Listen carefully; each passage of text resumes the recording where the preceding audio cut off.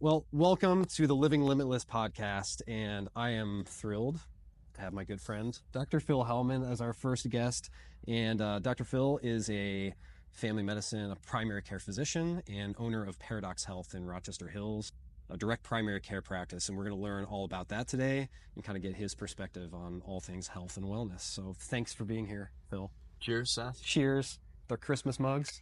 You got to show the other side of that too. Oh, right? I thought it was dual faces. It's not dual faces. Yeah.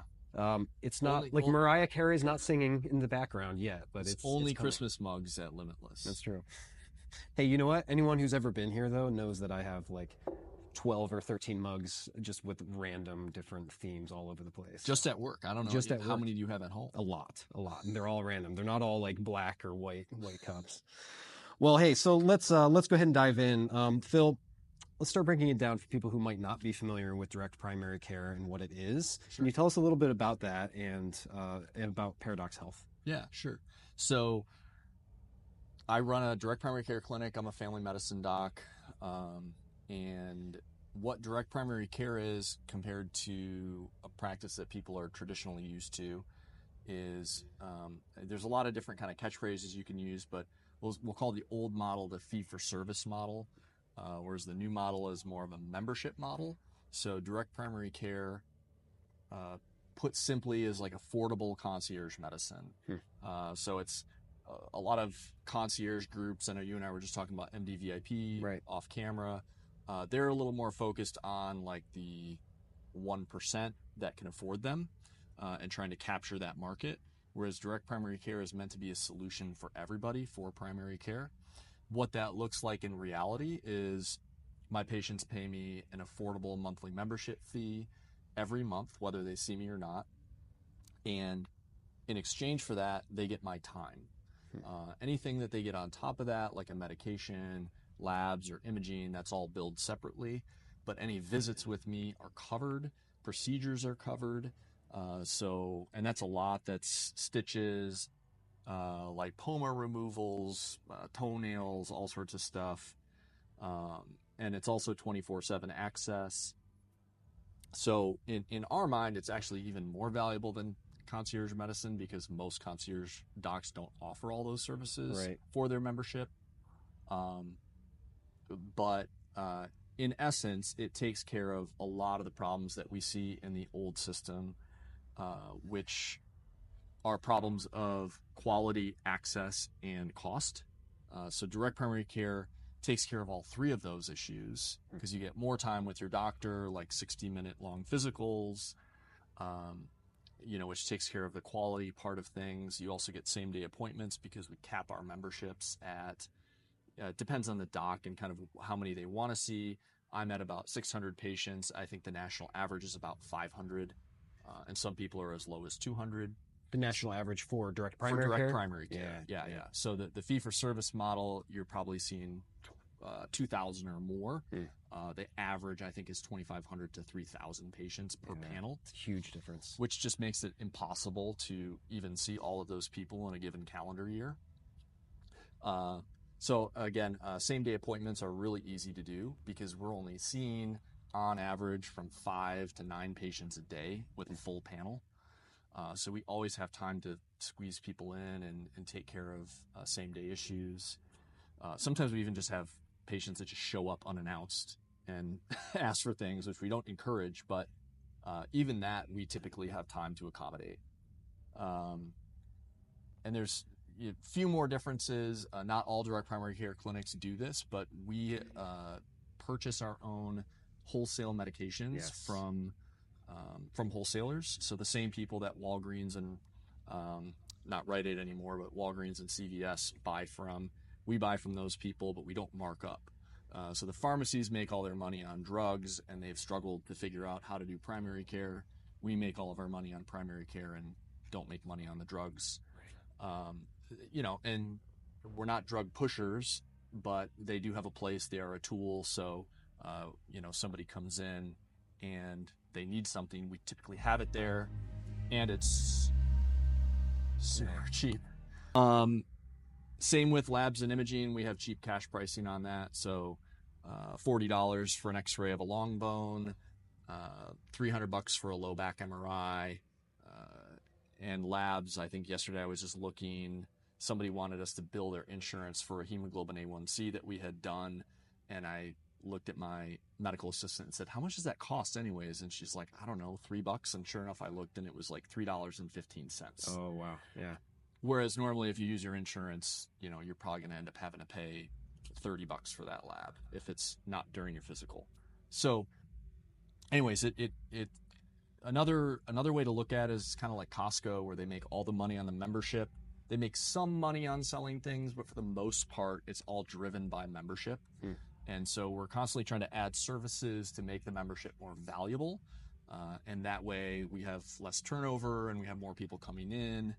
And we're now at a stage where the name of the game is just adding more docs on.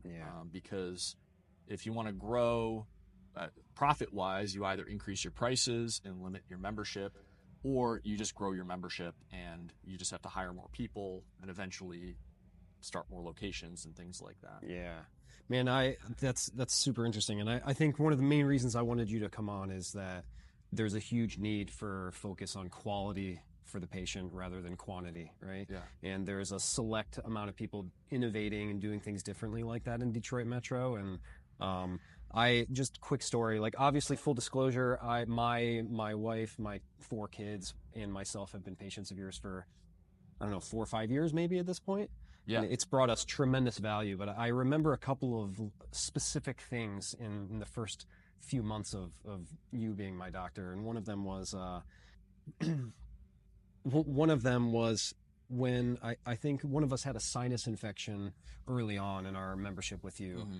And we had already filled some sort of an antibiotic at CVS. And then you had told me, hey, we stock this medication wholesale as well. But we had already filled it and used our insurance at the time. And it was like $29. Yeah. Not a huge deal, but still, I said, let's see what the cost actually was.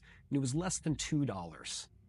And I remember that being such a staggering, it was like this moment of dissonance where I thought, what have I been doing this whole time? Like, where is my health? Where's the money that I am choosing to spend, especially as a business owner?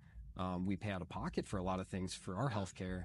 Where is all this money actually going? And then looking at you're offering it for $1.16, and CVS it was close to 30. That was such a bizarre moment for me.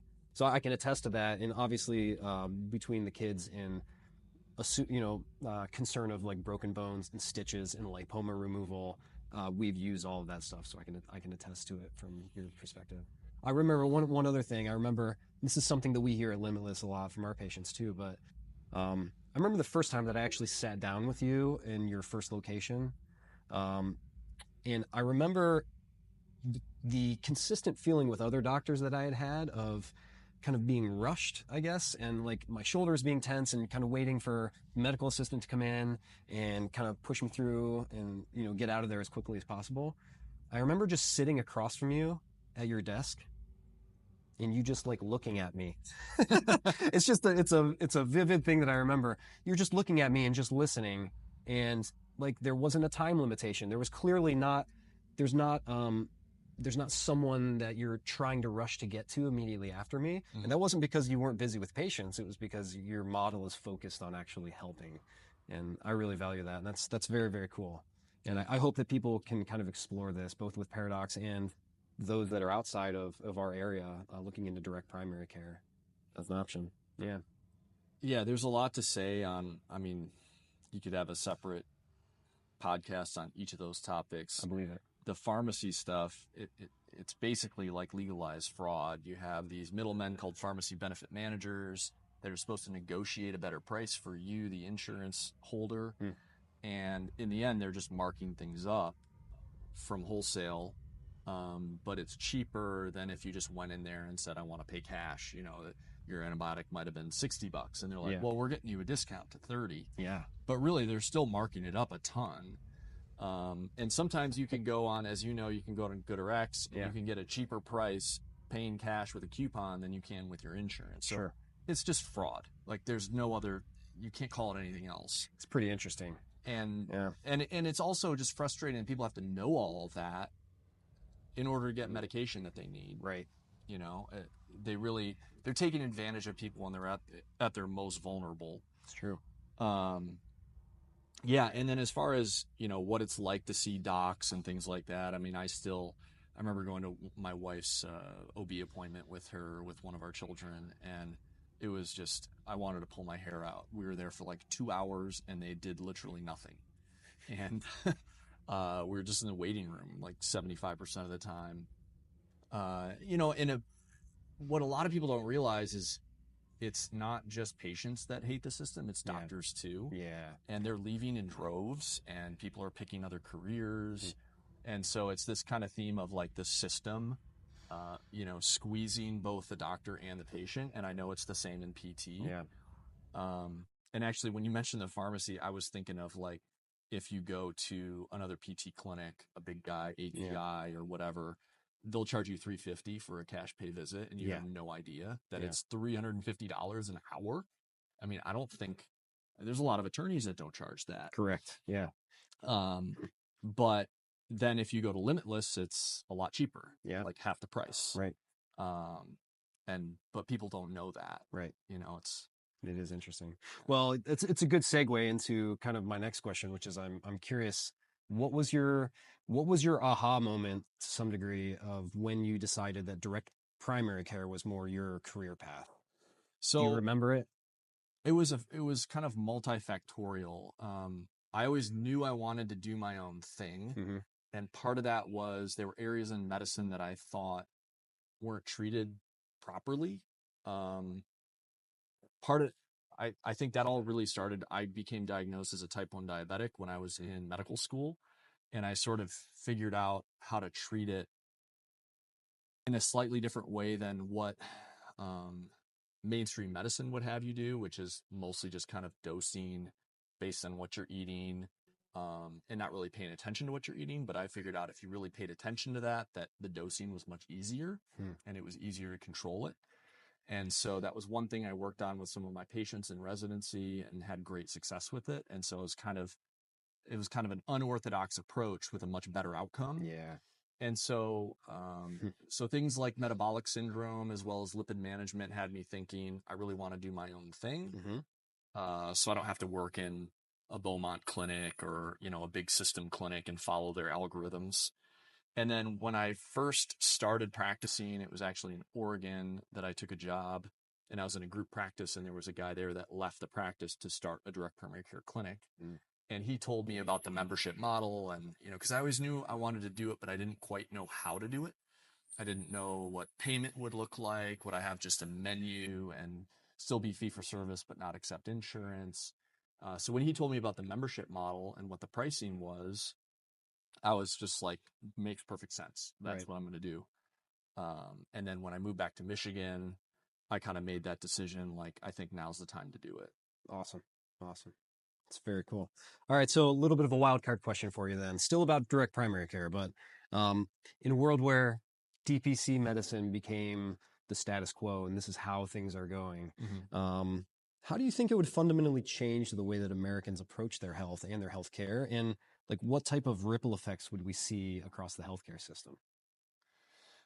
Yeah, so that is the goal of direct primary care, is to replace the current system. So often we'll start talking about this because I think it illustrates direct primary care well, but a lot of people use their auto insurance. Everybody uses their auto insurance completely differently than they use their health insurance. Yeah. When you go fill up at the pump, when you get an oil change, when you change your tires, even when you get in an accident, you're not using your auto insurance unless you total your car. I mean, if you get in a fender bender, you're not calling insurance because then your rates are going to go up. But with healthcare, we want them to pay for everything. Right? And doctors see that more than anybody, especially at the end of the year. Surgeons see it probably the most. Hey, I hit my deductible. Let's do this surgery. We'll get people who come in and they have a list of 30 labs they want done. And because they're deductible, 90% of them are unnecessary. And they're like, I want to do all these labs and I want to bill my insurance for it. And it just raises prices everywhere. Right. So our view is that health insurance has no place in primary care. It makes no sense to use insurance, which is meant to cover risk, to cover something that is not really risk-based. So, we encourage everybody to use their direct primary care membership, their Paradox Health membership, for everything they can to leverage that, like your family has, everything, procedures and all that. Don't go to urgent care, just call us. And then only use your insurance when you absolutely have to. And so it is I don't think it's the only solution to fixing American healthcare. I think in large part that's a cultural issue, that's a societal issue, personal responsibility type issue, but it certainly would make primary care much higher quality. Yeah. It would look something like in a town like Rochester, Michigan, you've got 30 different direct primary care clinics to choose from that would service the whole community. And each clinic would have its own feel, right? And each doc might have sort of their own opinions on certain topics, and everybody could kind of find a doc that fit with their lifestyle. Right. Right. And so it's bespoke medicine. It's not McDonald's. You're not getting the same thing everywhere you go. Right. And that is much more sustainable, right? Because the big guys have been trying to do health primary care forever, and they can't do it. They just lose money on it left and right. And Right. people hate their clinics. Yeah. So people don't want to walk into a McDonald's. They want to walk into the corner diner that they love. Yeah. That has a good feel to it. That's, a little more comfortable and customized to them. So, the goal here is you'd have, no system-wide primary care clinics. You would basically just have DPC. You find the place you like, you pay your membership fee, and that'll cover you. And then you use your insurance for your surgeries and, things that you can't anticipate. And that brings insurance costs down. It sounds a like ton. that would really reduce cost for sure. I can't remember off the top of my head the percentage of insurance that's used for primary care, but it's over 50%. So you're talking, theoretically, you'd have a 50% reduction in your insurance premiums. Right. That itself would cover your membership fee. Yeah. So it's not making the system any more expensive. And it's basically getting every American concierge care.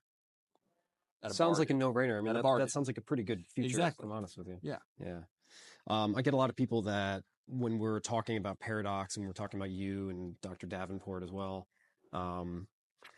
who assume that it's concierge medicine and that their insurance is going to be billed and it's going to cost them $3,500 an extra per year on per family member. Yeah. So there's a distinct differentiation as well from a cost basis, even between concierge medicine and direct primary care, right? Am I right about that?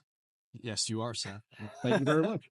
Yeah. So what concierge medicine looks like, it depends on where you're at in the country. MDVIP is the biggest. They charge, I want to say it's $2,500 a year. Okay. They typically make you pay a year up front.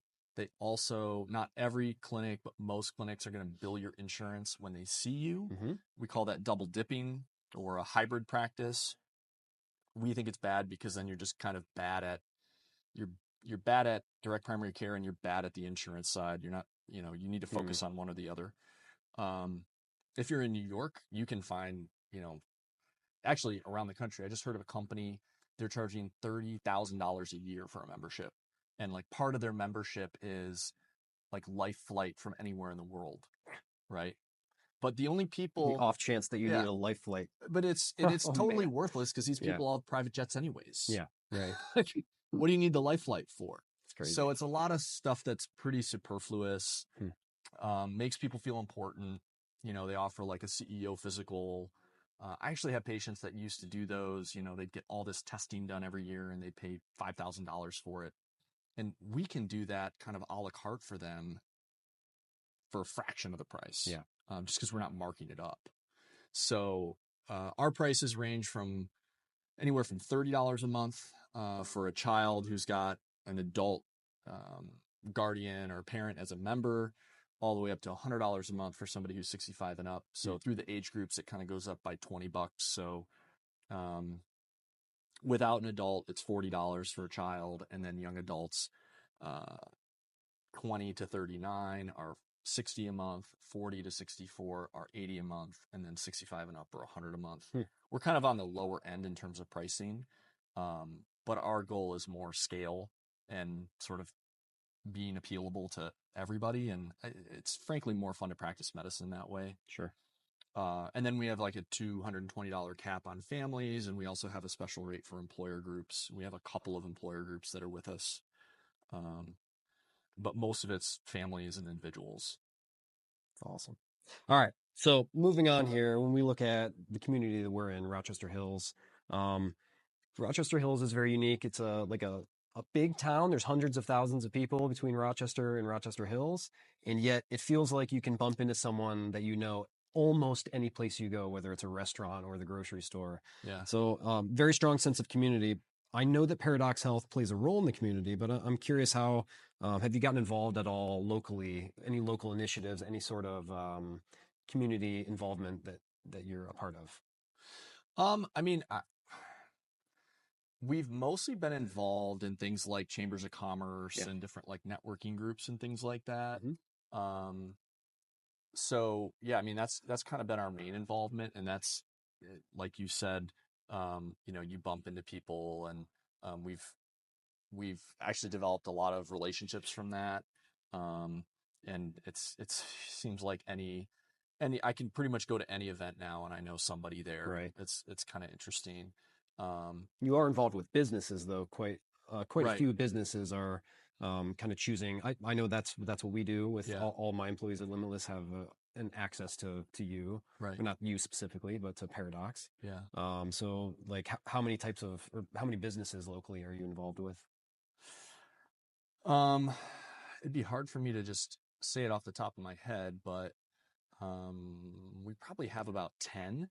Cool. Um, and I mean, average employees per business is not high, probably like 6 or 7.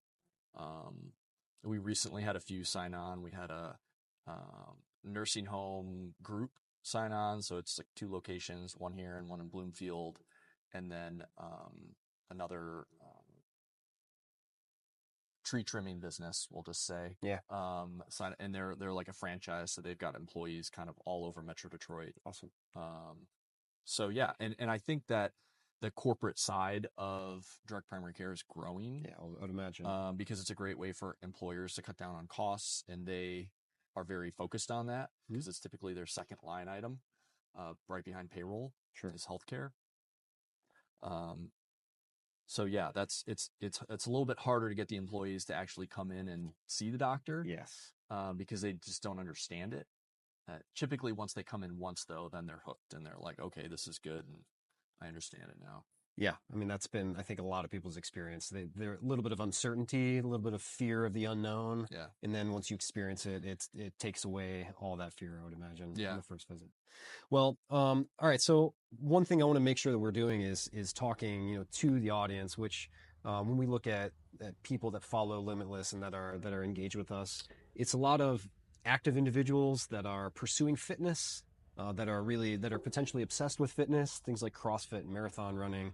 A lot of middle-aged and older adults that are doing that. Mm-hmm. A lot of younger athletes, parents of younger athletes as well. So I'm curious, in your experience, both with the unique business model you have with direct primary care, but also just in how your unique approach is to medicine.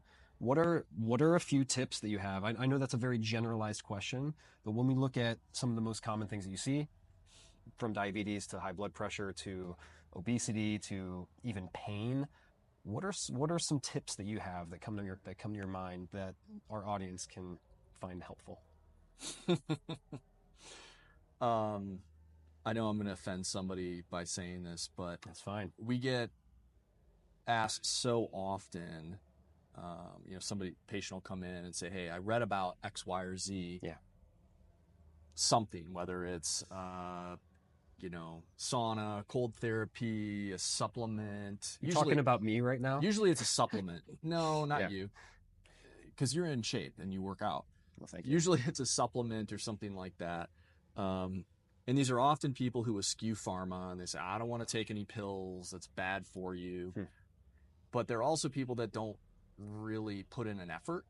And so there's to me, there's a large sector of society that tries to differentiate themselves by saying, oh, I'm into like natural things. They use these terms like natural and holistic. Yes. And those things are all great.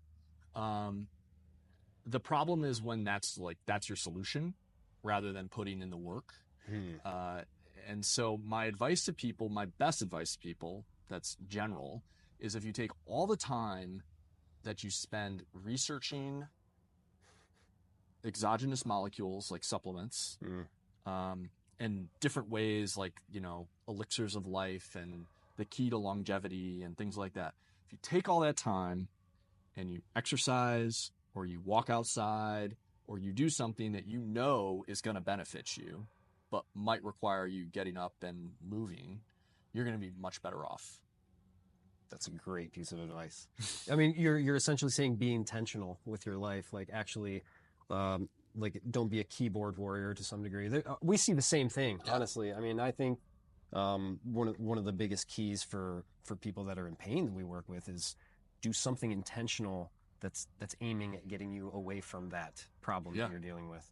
Because a lot of people will just despair in research, and you're saying if you just take that time and do something proactive. Yeah, just generally move. And it seems like there's kind of a new boogeyman every couple of months that pops up. Yeah. The latest one that we've been getting a lot of feedback on is like big food, and so there was an interview recently with a couple of them with this Dr. Casey Means, and I don't really disagree with anything that she said, and she was basically railing on like our food supply and pesticides and I've seen some of those GMO food, and I pretty much agree with everything she says, except now people are using that as an excuse for why they're not in shape. Yeah. And I'm like, I look at them and I go, how is this an excuse? You now have the key to getting in shape. Avoid all those foods. You have a choice you can make here. Yeah, for sure. But they, some do, some don't. But it's just sort of another excuse of like, it's not my fault, and I don't have a choice in the matter. I'm doomed to fail. So that's the universal concept of ownership to some degree there. Like, you can take ownership over this. And I would love to see some public service announcement from the government against all of this stuff, but I have no hope. I have no hope in that. I think that's probably not coming. I think waiting for all of that to fix our problems is, that's a couple of generations away in my mind. Yeah. Well, that's very, very good advice. All right, so another question here. DPC, as your model, it lets you spend a lot more time with your patients as compared to like the usual like 5 or 10 minute episode after sitting in the waiting room for 30 or 40 minutes, right? What's a patient story or an outcome that's really stuck with you over the years, and something that shows maybe the deeper impact of this model for people's health? Well, I think one that maybe would be near and dear to like Limitless would be maybe some of our ways to take care of musculoskeletal issues non-surgically. So, if you're in a traditional insurance-based practice and you want to implement a new tool, you typically have to ask for permission from the higher ups, from the administration, typically somebody who's not a doctor, approving, hey, I want to start, doing this thing. I want to do ultrasound, or I want to do X, Y, or Z, and then they have to approve it. Well, in my world, I can just buy whatever I want and start doing it as long as I'm competent with it. Yeah. And so we can implement things really quickly. So some of the things we've done are starting some musculoskeletal ultrasound in clinic, which has been hugely useful. And then when I think of patient stories, in large part, I think about PRP. So platelet-rich plasma. It's kind of like stem cell, but it's a lot cheaper and about 95% as effective for most things that you're going to use it for. So we've been able to help a ton of people. I had a patient with a Haglund's deformity on his Achilles tendon. So basically the Achilles tendon is just massive, and the insertion onto the heel, the calcaneus, is just really big and inflamed. And I really hadn't dealt with him before, but I did a little bit of research and figured out that short of surgery, the best approach for him was going to be PRP plus physical therapy. Mm-hmm. And so that's when I got PRP into my practice. I Oh, contacted that a was guy. the I remember Yeah. you talking about I this. Yeah. contacted a guy that I knew was doing it. I Hmm. said, hey, can you walk me through it? What does it involve? It's really not too complex to learn if you're already doing joint injection. It's really just the preparation of it. And so that's what we did. And he had a phenomenal outcome. That's awesome. Like the before and after pictures were just incredible. And so we've had a lot of that. We're doing hips now. We do knees a lot. And we have a lot of people that get great relief from that. Love it. I love it. Yeah. All right. So if you had to pick one aspect of DPC medicine, or I guess perhaps Paradox Health, that's been the most rewarding for you personally, I mean, what would it be? I think the biggest thing is like the change that happens in your life. You go from, I was actually thinking about this on the way over here. You go from kind of this extreme life of not hating your workday, because there's aspects of it that are still very rewarding when you're seeing 20 or 30 people a day. Oh yeah. But for the most part, your sympathetic drive is just on all day long. There's no breaks. There's no time to take a deep breath. Or you're literally setting aside a minute to calm yourself down because you're so worked up. And you're dealing with insurance all day, trying to prove to them why this person needs this medication or this lab done. I don't have to do any of that. And so what it's really done is it's balanced out my week, where when I go to work on Monday, I'm not dreading it. I don't have 20 people to see. Right. I'm kind of looking forward to getting the work week started back up. Right. And I've got some stuff that I want to do, maybe some business stuff I want to work on. And then when the weekend comes, I'm not just totally, out of my shoes excited. I'm more like, oh, the weekend's here. And so it's made me just a lot more level on the whole, where I don't have this dichotomous life of hating 5 days and then loving 2 days. Yeah. You really are just more able to enjoy each day. I can relate with that a lot as well. I mean, not just the wanting to go to work first thing in the morning on Monday and being excited about it, but more so this whole concept of burnout with healthcare professionals, I mean, is talked about at scale all over the country, right? Yeah. And largely, in my opinion, that's controllable from how you set up the actual practice model. Yeah. And I guess, we have found, both with myself, the enthusiasm, the capacity for empathy even that I can have, towards the end of my time with some of the big franchises, I was feeling less burnout because I have a high capacity for working because I like it. But I was feeling this thing that someone shared with me was called empathy fatigue, if you're labeling it, right? Empathy fatigue, meaning, I mean, that's probably synonymous with burnout, but when you start as a healthcare professional, just so excited to go out there and help people and make a difference, right?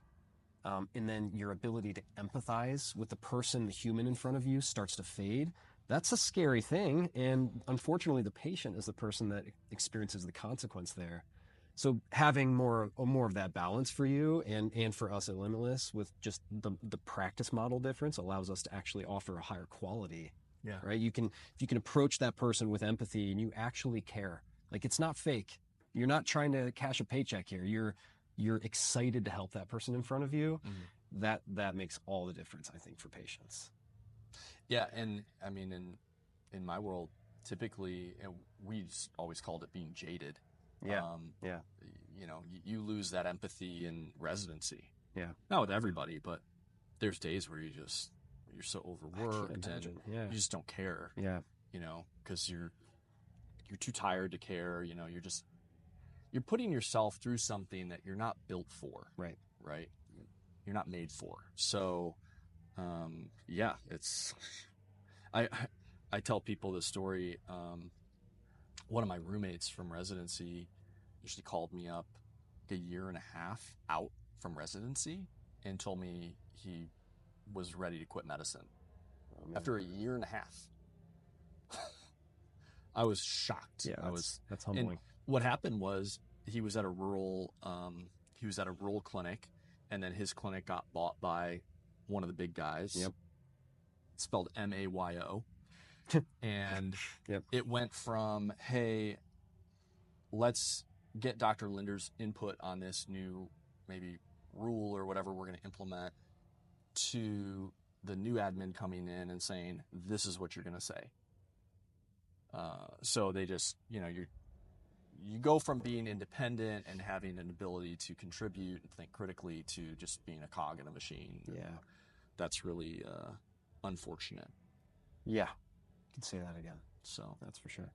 Well, really, really good. I appreciate you coming on, being our first guest. I think it's been really valuable. Hopefully people that are watching and listening to this are going to really understand and hear about this model more. And I hope that gets, you more clients, but I also hope that people even outside of the Rochester, Oakland County area are able to kind of explore if they have a direct primary care clinic near them. So I guess in closing, how can people get in touch with you and your practice if they want to explore that with you? What's the process there? And then secondly, if they're not in Oakland County, Detroit Metro, they can't get amazing access to Paradox. How can they try to find a direct primary care practice near them? Easy. So our website's just paradox.health, much like Limitless is limitless.physio. So it's not a .com, it's .health, paradox.health. And we have all of our info on there, pricing and, what the membership entails, some videos, some testimonials, all that. And then if you're not in this area, we have the link on our website, but if you don't want to do that, you just go to dpcfrontier.com. There's a guy that runs that named Phil Eskew, who's a DPC doc out of Wyoming, and he started that 8-9 years ago. So it's probably the best aggregator of all the different DPC clinics across the nation. It also has some concierge clinics, some hybrid clinics, and it differentiates between the three. So that's a great resource for everybody. That's where I send all my patients that are moving out of state. Awesome. Very cool. Yeah. All right. Well, check them out. Paradox.health. Phil, thanks for coming on. Appreciate you, man. Honored. Dunzo. Thank you, man. Yeah. That's good. First one. Oh, I didn't hit record?